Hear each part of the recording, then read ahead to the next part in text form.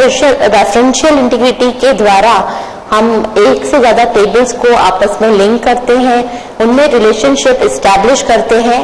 और ये सब इसलिए ही है, जैसे कि इंटीग्रिटी कंस्ट्रेंट्स में है कि सही डेटा टेबल्स के अंदर एंटर हो, कोई भी गलत ऑपरेशन आप उस पे टेबल पर अप्लाई कर रहे हैं, लाइक कोई डिलीट ऑपरेशन या कोई वैल्यू आप मॉडिफाई कर रहे हैं, तो वो तभी हो पाए जब वो वैलिड ट्रांजैक्शन हो, वैलिड ऑपरेशन हो।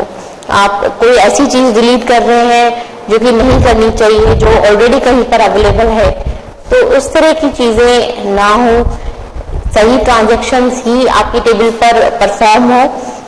इसको इंश्योर करता है रेफरेंशियल इंटीग्रिटी। और इसके अंदर हम, जैसे हमने पढ़ा था प्राइमरी की हम एक टेबल पर अप्लाई करते हैं और वो उसी टेबल की जो एंट्रीज है उनको इंश्योर करता है कि वो सही एंट्रीज हो, डेटा सही आए। लेकिन रेफरेंशियल इंटीग्रिटी जो है उसके अंदर हम मोर देन वन टेबल्स को आपस में लिंक करते हैं और टेबल में आपस में डेटा मैच हो, तभी आप कुछ ऑपरेशंस उस पर परफॉर्म कर पाए। ये सारी चीजें रेफरेंशियल इंटीग्रिटी में होती हैं। इसके अंदर जैसे इंटीग्रिटी कंस्ट्रेंट में हमने पढ़ा प्राइमरी की, ऐसे ही रेफरेंशियल इंटीग्रिटी में हम जो की अप्लाई करते हैं उसको कहा जाता है फॉरेन की। फॉरेन की ऐसा क्यों नाम है इसका फॉरेन की? क्योंकि एक किसी टेबल पर जब आप कंडीशन मेंशन कर रहे हैं उसके साथ साथ आप दूसरी टेबल को भी कंसिडरेशन में रख रहे हैं। तो फॉरेन की कंस्ट्रेंट जो है इसको अप्लाई करके आप रेफरेंशियल इंटीग्रिटी अप्लाई करते हैं और रेफरेंशियल इंटीग्रिटी के जो रूल्स हैं उनको अभी हम जानते हैं। सबसे पहले तो ये है कि जैसे मान लीजिए यहाँ पर हमने कहा कि यहाँ पर जो कंसेप्ट चलता है वो चलता है पेरेंट चाइल्ड का। जो टेबल्स को आप आपस में लिंक कर रहे हैं तो उसमें से एक जो टेबल है वो कहलाएगी पेरेंट टेबल और दूसरी जो टेबल है वो कहलाएगी चाइल्ड टेबल। अभी हम दो टेबल्स का ये एग्जांपल लेकर चलते हैं जिससे कि आपको कंसेप्ट पहले क्लियर हो। तो पेरेंट और चाइल्ड टेबल जो है उनके बीच में क्या रहती है? लिंकिंग रहती है रेफरेंशियल इंटीग्रिटी के अंदर। अब रेफरेंशियल इंटीग्रिटी क्या कहता है कि मान लीजिए यहां पर आप मेंटेन कर रहे हैं एम्प्लॉय डिटेल और ये चाइल्ड टेबल जो है इसमें आप मेंटेन कर रहे हैं डिपार्टमेंट डिटेल्स, राइट? यहाँ पे तो एम्प्लॉय की डिटेल्स है और यहाँ पे कुछ एम्प्लॉय और डिपार्टमेंट जो है कि किस एम्प्लॉय को कौन सा डिपार्टमेंट दिया गया उसकी डिटेल्स मेंशन है। मान लीजिए यहाँ पर हमारे पास है एम्प्लॉय नंबर, इसके अलावा नेम और अलग अलग फील्ड्स आपने स्टोर कर रखी हैं। ये आपकी एक टेबल है। यहाँ पर आपने दिया डिपार्टमेंट, एम्प्लॉयज के डिपार्टमेंट आप यहाँ असाइन कर रहे हैं तो आपने कहा एम्प्लॉय नंबर, एम्प्लॉय का नंबर और एम्प्लॉय डिपार्टमेंट कि उसका डिपार्टमेंट कौन सा है, राइट? या मान लीजिए आप और भी चीजें इसमें स्टोर कर रहे हो लाइक सैलरी एंड ऑल। तो ये रेफरेंशियल इंटीग्रिटी से या हम कहें फॉरेन की से, अब इन दोनों टेबल्स को आप आपस में लिंक कर दीजिए फॉरेन की से, तो क्या होगा? रेफरेंशियल इंटीग्रिटी ये कहता है कि ये जो टेबल है, मान लीजिए आप इसमें डाल रहे हैं एम्प्लॉय नंबर 1001, आपने उसका नाम डाला, उसकी डिटेल्स डाली, इस तरह से आपने दूसरा एम्प्लॉय डाला 1002। तो अब ये तो हमारा कैसा एम्प्लॉय नंबर तो हमारी कैसी फील्ड हो गई? प्राइमरी की। इस पेरेंट टेबल में एम्प्लॉय नंबर क्या हो गया? पेरेंट की। अब आप इसको लिंक कर रहे हैं डिपार्टमेंट की एम्प्लॉय नंबर से, तो ये क्या हो जाएगी? ये हो जाएगी फॉरेन की। यहाँ पर एम्प्लॉय नंबर क्या है? प्राइमरी की। और यहाँ पर दूसरी टेबल में जिसको हम लिंक कर रहे हैं, हम सेम फील्ड्स को लिंक करेंगे, सेम फील्ड्स को लिंक कर रहे हैं, लेकिन इस टेबल में ये फील्ड है प्राइमरी की और ये फील्ड है एम्प्लॉय नंबर, सेम इसी में दूसरी टेबल के अंदर ये है फॉरेन की।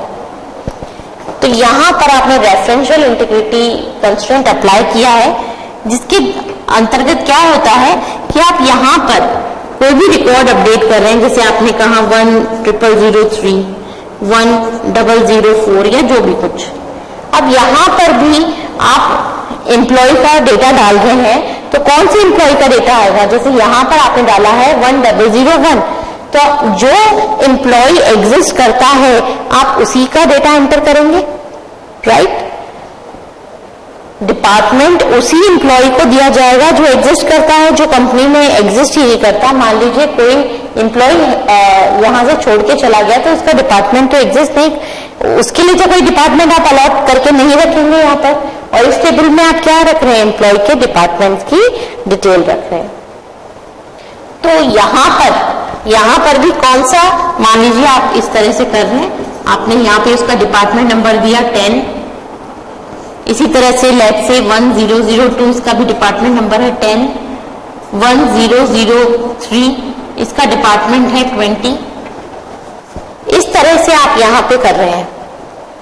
तो अब रेफरेंशियल इंटीग्रिटी क्या कहता है कि मान लीजिए आप यहां से इस रिकॉर्ड को डिलीट करते हैं, आप कहते हैं कि हम 1002 को कोई भी डिपार्टमेंट नहीं देंगे, तो ये पॉसिबल है। लेकिन अगर आप इसका अपोजिट करते हैं, मान लीजिए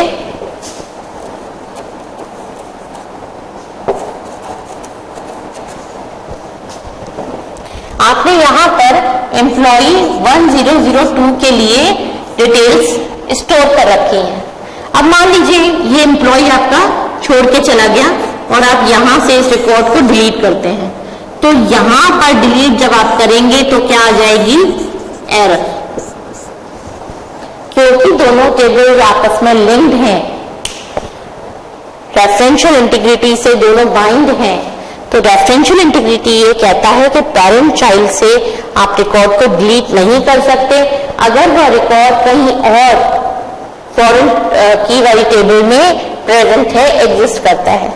जब यहां पर आप कह रहे हैं कि एम्प्लॉय को डिपार्टमेंट दिया गया है, इसका मतलब वो कंपनी में एग्जिस्ट करता है, तो आप यहां से इसको डिलीट नहीं कर सकते। अगर आपको ये डिलीट करना है तो आपको क्या करना होगा? पहले आपको इस रिकॉर्ड को डिलीट करना होगा, या इसी तरह से कोई और टेबल है तो उसमें से इस एम्प्लॉय नंबर को रिमूव करना होगा, इस रिकॉर्ड को हटाना होगा, तभी आप पेरेंट टेबल में से इस रिकॉर्ड को रिमूव कर सकते हैं, राइट? तो ये इस कंस्ट्रेंट के अंदर ये कंडीशन अप्लाई होती है कि चाइल्ड टेबल में जब तक रिकॉर्ड्स अवेलेबल हैं, आप पेरेंट टेबल में से उसको डिलीट नहीं कर सकते। और ये सही भी है, जब तक अगर सपोज मान लीजिए ये चीज चलती रहती कि मैंने यहां से तो डिलीट कर दिया लेकिन यहां से डिलीट नहीं करते, तो क्या होता? ये सही नहीं होता। आप जो एम्प्लॉय आपकी एग्जिस्ट ही नहीं करता, आपकी कंपनी में है ही नहीं, आप उसके लिए डिपार्टमेंट, उसकी सैलरी और सब चीजें सेव कर रहे हैं, आपके टेबल्स में वो सारा डेटा है जो एक एम्प्लॉय के लिए होना चाहिए, लेकिन वो एम्प्लॉय आपकी कंपनी में है ही नहीं। तो ये चीज है, इसलिए ये कंस्ट्रेंट एक सही एंट्री जो आप ये गलत तरीके से डिलीट कर रहे हैं केवल इसमें से, उससे पहले ये कहता है कि आप सभी चाइल्ड टेबल में से डिलीट करो ये रिकॉर्ड, तभी मैं आपको यहाँ पर ये डिलीट करने दूं। तो ये पेरेंट चाइल्ड का कंसेप्ट होता है। पेरेंट चाइल्ड इससे आप जब लिंक कर देते हैं तो ये कंस्ट्रेंट अप्लाई हो जाता है, और ये कंस्ट्रेंट अप्लाई करने से इससे आपका ये चीज क्लियर रहती है कि आप कभी भी इस तरह की गलती नहीं कर सकते। आप यहाँ पर रिकॉर्ड को डिलीट करेंगे तो आपको एरर आ जाएगी। आपको जब तक दूसरी चाइल्ड टेबल्स में रिकॉर्ड आप डिलीट नहीं करेंगे, यहाँ पर आप डिलीट नहीं कर पाएंगे, और ऐसा ही होना चाहिए, राइट? तो फॉरेन की वह की है जिसके द्वारा आप रेफरेंशियल इंटीग्रिटी कंस्ट्रेंट अप्लाई करते हैं, और रेफरेंशियल इंटीग्रिटी के द्वारा आप ये इंश्योर करते हैं कि जब तक चाइल्ड टेबल में रिकॉर्ड्स अवेलेबल हैं, आप पेरेंट टेबल से रिकॉर्ड डिलीट नहीं कर सकते। दूसरी चीज यहाँ पर, क्योंकि ये आपकी टेबल है, आप यहाँ पर जब रिकॉर्ड डालेंगे तो वही रिकॉर्ड्स आप डाल सकते हैं जो यहाँ पर अवेलेबल हैं। आप जो एम्प्लॉय आपकी एम्प्लॉय डिटेल में नहीं है उसके लिए आप दूसरी टेबल में कैसे डेटा डालेंगे। तो यही चीज आप अपने डेटाबेस मैनेजमेंट सिस्टम में कर सकते हैं कि आप टेबल्स को लिंक कर दीजिए। टेबल्स को लिंक करने से आप उसमें फॉरेन की का जो कंसेप्ट है वो अप्लाई कर रहे हैं, आप रेफरेंशियल इंटीग्रिटी कंस्ट्रेंट अप्लाई कर रहे हैं और इससे आपकी जो एंट्री है वो सही होगी। आप जब भी इस तरह का कोई डिलीट ऑपरेशन परफॉर्म करेंगे या मान लीजिए आपसे गलती से ये चीज हो गई तो आपका डेटा सही रहेगा, वैलिड डेटा ही आपकी टेबल में रहेगा। कभी भी ऐसा नहीं होगा कि आप उस एम्प्लॉय को तो हटा रहे हैं, उस रिकॉर्ड को तो हटा रहे हैं, लेकिन उसकी चाइल्ड टेबल जो है वहां पर रिकॉर्ड अवेलेबल है। आप रिकॉर्ड नहीं डिलीट कर पाएंगे तब तक जब तक कि चाइल्ड टेबल से आप वो रिकॉर्ड नहीं हटाते उस एम्प्लॉय के। तो यहाँ पर तो हमने एम्प्लॉय का एग्जाम्पल लिया। किसी और एग्जाम्पल में भी आप रेफरेंशियल इंटीग्रिटी का देख पाएंगे कि भाई इस बहुत इंपॉर्टेंट है इस रेफरेंशियल इंटीग्रिटी, क्योंकि इसके द्वारा आप टेबल्स को आपस में लिंक कर रहे हैं जिन टेबल्स में एक जैसा डेटा है और दोनों टेबल्स वैलिड स्टेट में रहे, ये इंश्योर कर रहे हैं रेफरेंशियल इंटीग्रिटी से। चलिए एमएस एक्सेस ओपन करते हैं हम लोग और वहां पर हम ये चीज एक बार देखते हैं टेबल्स के माध्यम से कि किस तरह से हम टेबल्स में सही डेटा रख सके रेफरेंशियल इंटीग्रिटी अप्लाई करके। चलिए एमएस एक्सेस ओपन करते हैं।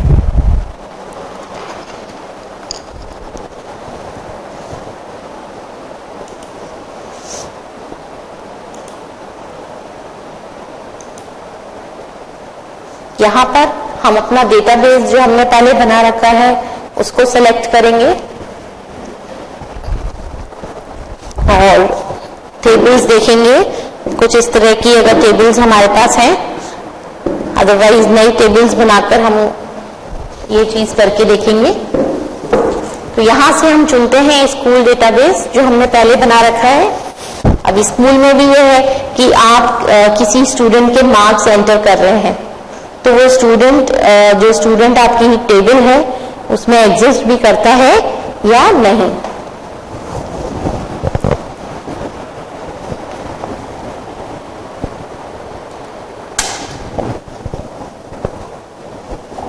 यहां से हमने चुनी स्टूडेंट डिटेल टेबल।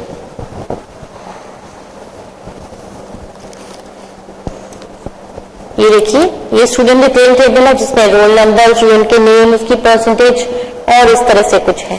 अब यहीं पे मान लीजिए आप एक टेबल क्रिएट कर रहे हैं जिसमें स्टूडेंट की मार्क्स की डिटेल है, उसकी इंग्लिश, हिंदी जो सभी सब्जेक्ट्स में मार्क्स हैं फर्स्ट टर्म में, सेकंड टर्म में, वो सब आप एक मेंटेन कर रहे हैं। तो कौन से स्टूडेंट के लिए आप ये चीज मेंटेन करेंगे? जो स्टूडेंट एग्जिस्ट करता है। अगर स्टूडेंट है ही नहीं तो उसके लिए ऑब्वियसली ये सब चीजें नहीं होंगी। तो इस तरह से दो टेबल्स को लिंक करा जा सके जिससे कि उन दोनों सही स्टेट में रहे। ऐसा नहीं हो कि जो रिकॉर्ड्स है ही नहीं, जो स्टूडेंट है ही नहीं, उसके भी रिकॉर्ड्स यहाँ पर आपके पास अवेलेबल हो। तो ये चीज अगर आपको करनी है तो आपको टेबल्स को लिंक करना पड़ेगा। यहाँ पर आप देखिए टैब है डेटाबेस टूल्स, उसमें आपको यहाँ पर एक ऑप्शन मिलेगा रिलेशनशिप। इस रिलेशनशिप वाले ऑप्शन के द्वारा आप टेबल्स को लिंक कर सकते हैं और जिस तरह से हमने कहा रेफरेंशियल इंटीग्रिटी आप टेबल में अप्लाई करना चाहते हैं वो सब चीजें आप कर सकते हैं टेबल्स में रिलेशनशिप एस्टैब्लिश करके। तो वो कैसे करेंगे? इस रिलेशनशिप वाली ऑप्शन पे जब आप क्लिक करेंगे तो ये आपको दिखाएगा टेबल्स जो आपके डेटाबेस में एग्जिस्ट करते हैं। अब आपको टेबल्स चुननी होंगी, ऐड करनी होंगी जिनको आप लिंक करना चाहते हैं। तो अभी तो हमारे पास यहाँ दो टेबल्स हैं, स्टूडेंट डिटेल और आइटम लिस्ट। तो चलिए इनको तो हम एज इट इज रहने देते हैं और दो नई टेबल्स क्रिएट करते हैं, स्टूडेंट रजिस्ट्रेशन और स्टूडेंट परसेंटेज।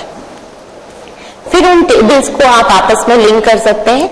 जैसा कि आप यहाँ देख रहे हैं शो टेबल के डायलॉग बॉक्स से आप टेबल्स या क्वेरीज जो है वो ऐड कर सकते हैं। ये देखिए एक बार हम यहाँ पर आपको करके दिखाते हैं। जैसे हमने कहा स्टूडेंट डिटेल ऐड कर दिया, इसी तरह से आइटम लिस्ट ऐड कर दिया।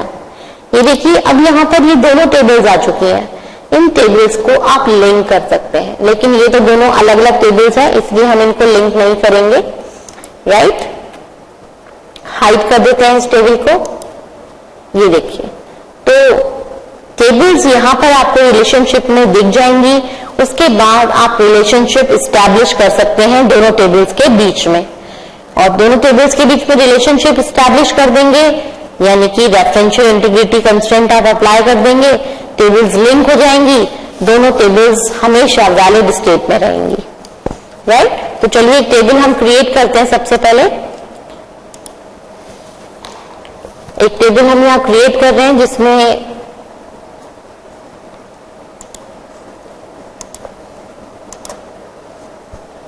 टेबल का नाम हमने दे दिया स्टूडेंट रजिस्ट्रेशन।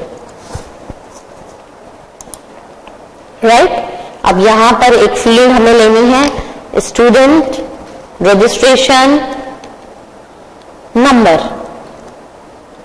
राइट, इसका जो डेटा टाइप है वो हम क्या रखेंगे, इसका डेटा टाइप हम रख रहे हैं लेट्स से टेक्स्ट, क्योंकि इसमें अल्फा न्यूमेरिक कुछ भी कैरेक्टर्स आ सकते हैं, या आप इसको नंबर भी रख सकते हैं अगर आपको केवल कोई नंबर ही एंटर कराना है। राइट, यहां पर स्टूडेंट का नाम और ये सारी डिटेल्स हम एंटर करेंगे लाइक पेरेंट्स नेम, और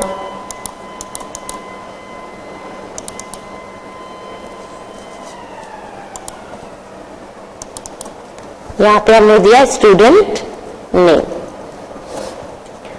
राइट, केवल अभी फिलहाल के लिए हम ये दो चीजें रखते हैं, और ये हमारी स्टूडेंट रजिस्ट्रेशन टेबल हो गई। इसको हम सेव कर देंगे और एक और टेबल क्रिएट करेंगे स्टूडेंट फीस। मान लीजिए इस रजिस्ट्रेशन के लिए फीस क्या कलेक्ट हुई है वो चीजें हमें स्टोर करनी है। यहाँ रजिस्ट्रेशन नंबर पर हमने प्राइमरी की अप्लाई की हुई है, क्योंकि दो स्टूडेंट्स का रजिस्ट्रेशन नंबर सेम नहीं हो सकता। सभी स्टूडेंट्स के लिए रजिस्ट्रेशन नंबर जो है वो अलग होंगे, यूनिक होंगे। राइट, तो ये हमारी टेबल हो गई। अब एक और टेबल हमें क्रिएट करनी है, और डिजाइन व्यू में जाके इसको क्रिएट करेंगे। इसका नाम हमने दिया स्टूडेंट फी डिटेल। स्टूडेंट की फीस रिलेटेड डिटेल्स में हम डाल रहे हैं। तो यहां पर भी हमें क्या फील्ड लेनी है, स्टूडेंट रजिस्ट्रेशन नंबर। एक तो ये फील्ड हमें लेनी है, इसका डेटा टाइप हमने दे दिया नंबर। एक हमें देना है उसका फी अमाउंट और मंथ, के कौन से मंथ में डिपॉजिट कराया। राइट, ये तीन फील्ड्स हमने इसमें ली है।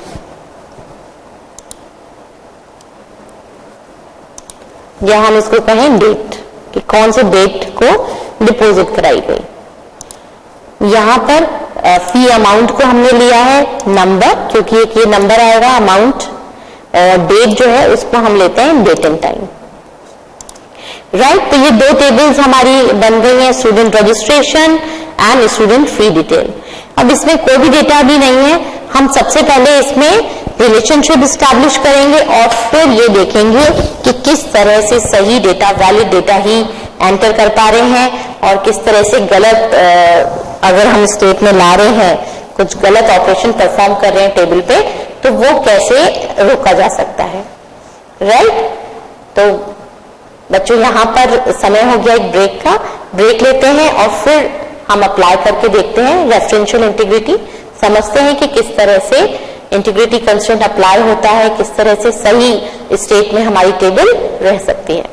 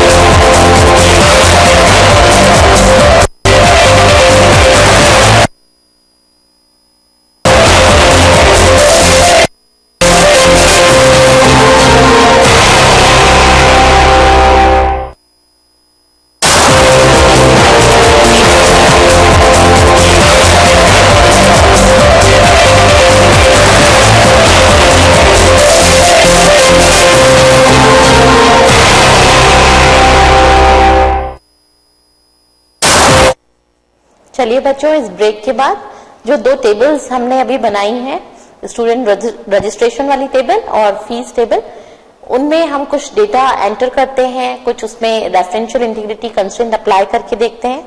दोनों टेबल्स में हम रिलेशनशिप एस्टैब्लिश करेंगे। इसके लिए हमने रिलेशनशिप ऑप्शन जो है उसको सेलेक्ट करना होगा। वहां पर जाकर हमें टेबल्स को सेलेक्ट करना होगा कि कौन से टेबल्स में हम रिलेशनशिप एस्टैब्लिश कर रहे हैं। इस रिलेशनशिप में हम कितने भी टेबल्स में आपस में जो लिंकिंग है वो कर सकते हैं, और फिर लिंकिंग कर देंगे हम। तो देखते हैं डेटा एंट्री करके कि किस तरह से आपको मैसेज मिलता है, एरर यहाँ पे शो करता है कि हम ये चीज नहीं कर सकते। चलिए प्रैक्टिकली हम करके देखते हैं सब। यहाँ पर हमारे पास दो टेबल्स हो गई हैं, student registration and student fee detail. तो यहां पर हम सबसे पहले इन दोनों टेबल्स को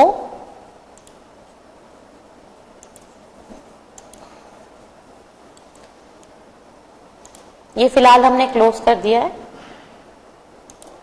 ये देखिए, ये दो टेबल्स हैं हमारी, student registration and student fee detail. Fee में हमने डाला है registration number, fee amount and deposit date. अब हम क्लिक कर रहे हैं रिलेशनशिप पे, जहां से आप बताएंगे कि किस तरह से आपकी टेबल का जो डेटा है वो आपस में रिलेटेड है। आईडीज के बेसिस पर आप उनको लिंक कर सकते हैं।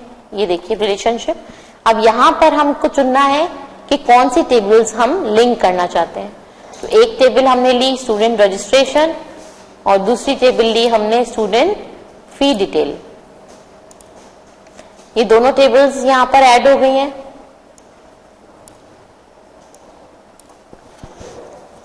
इसमें लिंकिंग करने के लिए आप क्या करेंगे, इस तरह से ड्रैग करेंगे इसकी फील्ड को दूसरी पे। ये रिलेशनशिप एडिट करने के लिए डायलॉग बॉक्स ओपन हुआ है, जहां से आप टेबल का नाम और उसकी जो फील्ड है वो बताते हैं। राइट? यहां पर अलग अलग ऑप्शंस आ रहे हैं, आप इसको देख सकते हैं। यहां पर जैसे ऑप्शन है हमारे पास एनफोर्स रेफरेंशियल इंटीग्रिटी, इसको आप चुन लीजिए। तो क्या होगा, जो अभी यहां पर हमने फॉरेन की के कंस्ट्रेंट्स बताए वो आप अप्लाई करेंगे।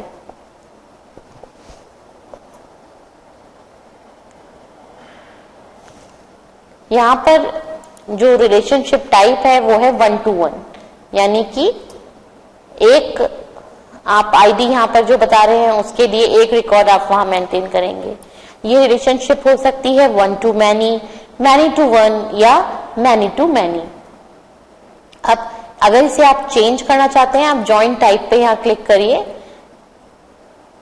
यहां पर प्रॉपर्टीज आ रही हैं जॉइन की।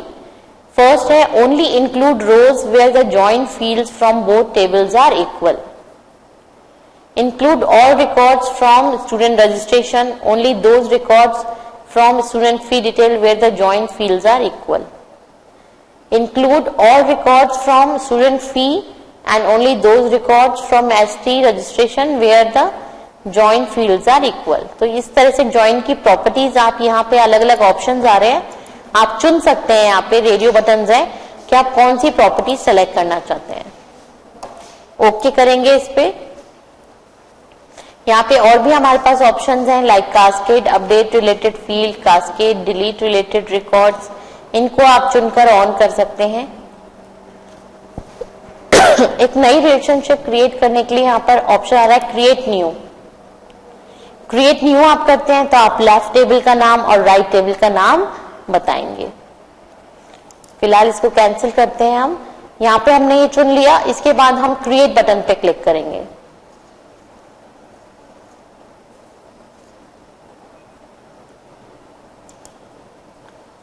यहां पर हमें दोनों टेबल्स को क्लोज करना होगा एक बार।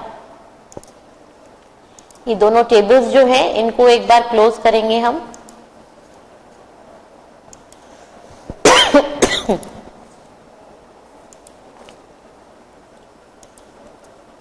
राइट? अब देखिए क्लोज कर दिया हमने टेबल को। यहाँ पर हमें सारी जो टेबल में फील्ड्स हैं वो नजर आ रही हैं। तो यहाँ पर आप क्लिक करिए और ड्रैग करके उस फील्ड को यहाँ पर छोड़िए।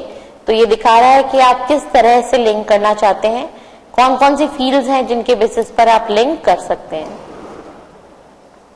आप क्रिएट बटन पे हम क्लिक करते हैं। ये देखिए दोनों टेबल्स के बीच में आपको एक ये ब्लैक लाइन दिखाई दे रही है। ये ब्लैक लाइन क्या बताती है? ये ब्लैक लाइन ये बता रही है कि दोनों टेबल्स में एक रिलेशनशिप है, दोनों टेबल्स आपस में लिंक्ड हैं। ये देखिए इस तरह से टेबल्स को आपस में लिंक किया जाता है। अब यहां पर स्टूडेंट रजिस्ट्रेशन नंबर किससे लिंक हो गया है? स्टूडेंट फी डिटेल के रजिस्ट्रेशन नंबर से, राइट। तो इस तरह से ये लिंकिंग यहां पर हो गई है। कभी भी आपको इसको चेंज करना है या कुछ और ऑप्शंस आपको करने हैं तो आप रिलेशनशिप को एडिट कर सकते हैं। आप डबल क्लिक करेंगे इस लाइन पर तो एडिट रिलेशनशिप का डायलॉग बॉक्स ओपन हो जाएगा,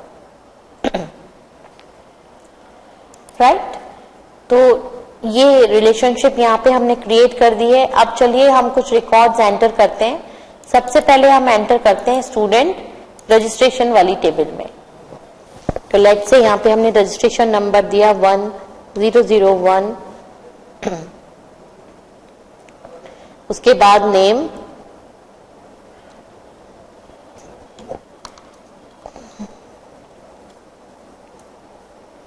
नेक्स्ट रिकॉर्ड,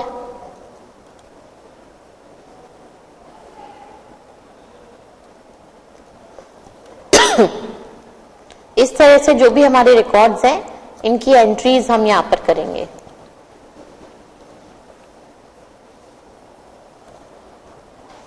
राइट, मान लीजिए 3 रिकॉर्ड्स हमने एंटर करे। चलिए अब अपनी दूसरी टेबल में चलते हैं, स्टूडेंट फी डिटेल।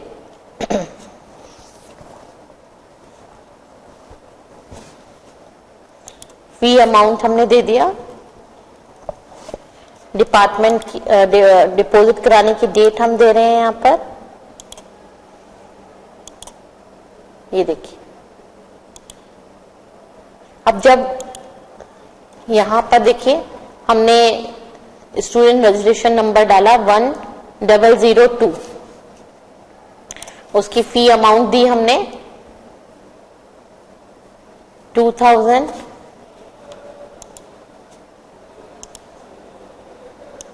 अब क्योंकि आपस में टेबल लिंक है तो देखिए जब भी आप इस पे क्लिक करेंगे ये फर्दर, तो इसका जो नाम है या दूसरी डिटेल्स हैं ये ओपन हो जाएंगी क्योंकि दोनों टेबल्स आपस में लिंक्ड हैं।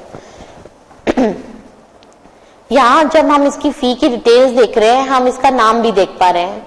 ये किस वजह से? क्योंकि टेबल्स आपस में लिंक्ड है। ये देखिए इसी तरह से मान लीजिए और भी आप रिकॉर्ड्स एंटर करें या यहाँ पर आप रिकॉर्ड्स एंटर करेंगे तो ये चीज रहेगी कि जैसे यहाँ पर, अब जैसे मान लीजिए यहाँ पर हम 1002 रिकॉर्ड की बात करें, रजिस्ट्रेशन नंबर 1002 के लिए हम देखना चाहें कि इसने क्या क्या अमाउंट्स डिपॉजिट कराए हैं। चलिए यहाँ पर हम कुछ एंट्रीज कर लेते हैं पहले।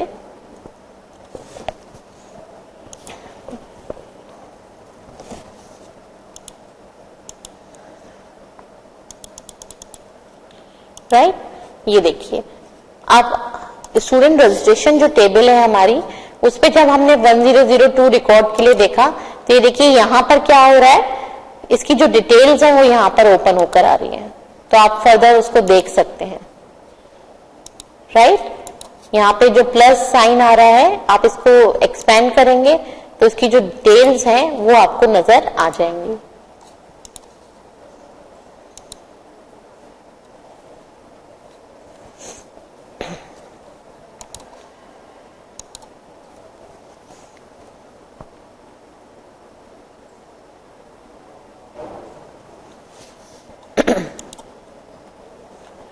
अब यहाँ पर अगर हम किसी रिकॉर्ड को डिलीट करते हैं, मान लीजिए कि आप ये जो रिकॉर्ड है इसको यहाँ पर डिलीट कर रहे हैं, यहाँ पर हमने सेलेक्ट किया और हमने चुना डिलीट रिकॉर्ड। राइट, तब हम उसकी एंट्रीज नहीं देख पा रहे। अब जैसे हमने यहाँ पे क्लिक किया 1003 पे, तो यहाँ पर उसकी डिटेल्स जो है, फी का अमाउंट और कब डिपॉजिट कराई गई ये फीस, ये सारी डिटेल्स यहाँ पर आ रही हैं। तो ऐसा क्यों हो पा रहा है? क्योंकि दोनों टेबल्स जो हैं वो आपस में लिंक्ड है। कभी भी आपको रिलेशनशिप क्रिएट करनी है, आप यहाँ पर जो रिलेशनशिप वाला ऑप्शन है उस पर जाएंगे, डेटाबेस टूल्स के अंदर आपको ये ऑप्शन मिलेगा और वहां से आप रिलेशनशिप को एडिट भी कर सकते हैं। ये देखिए, कभी भी आपको इस रिलेशनशिप को एडिट करना हो आप कर सकते हैं।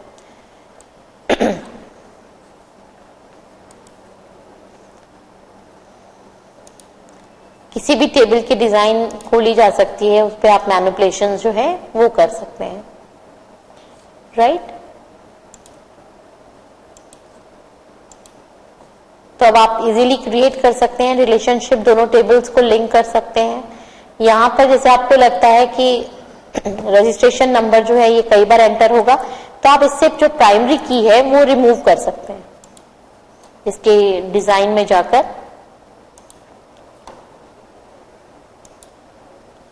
यहाँ पर आपको लगता है कि इस पे प्राइमरी की नहीं होनी चाहिए, तो आप प्राइमरी की रिमूव कर सकते हैं।